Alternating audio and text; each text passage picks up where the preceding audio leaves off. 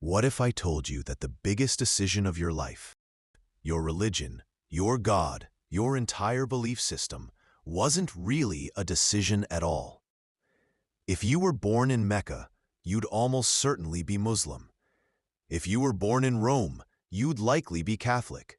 If you were born in Delhi, you'd probably worship Hindu gods. And yet, no matter where you land, almost everyone grows up believing they were lucky enough to be born into the one true religion. But here's the problem. If billions of people are equally convinced, how do you know you didn't just win or lose the God lottery? Across the world, there are over 4,000 religions. Each one has millions, sometimes billions of believers.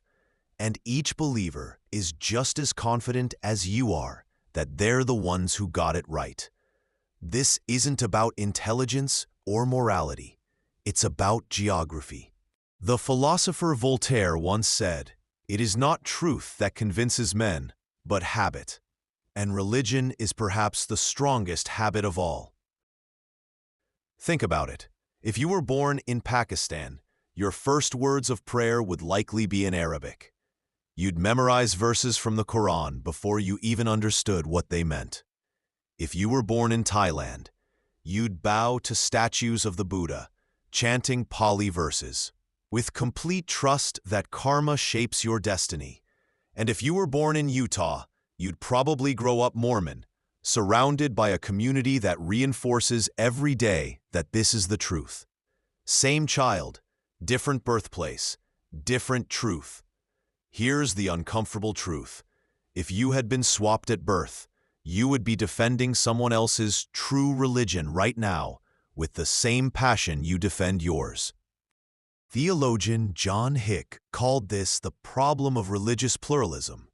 So many competing truth claims, each exclusive, each certain, and they can't all be right.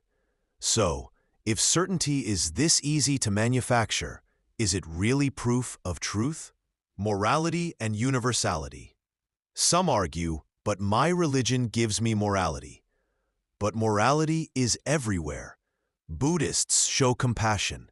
Hindus feed the hungry. Muslims give to charity. Atheists fight for justice.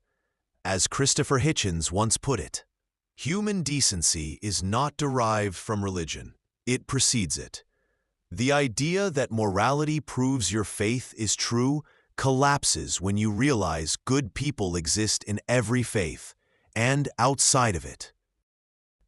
So the real question isn't, am I right and they're wrong? It's, if I'd been born somewhere else, would I still believe this? That single question is a mirror, and most people are afraid to look into it. But truth, if it is truly truth, doesn't fear questions. Socrates once said, "The unexamined life is not worth living." To examine your beliefs is not betrayal. It is the highest form of honesty.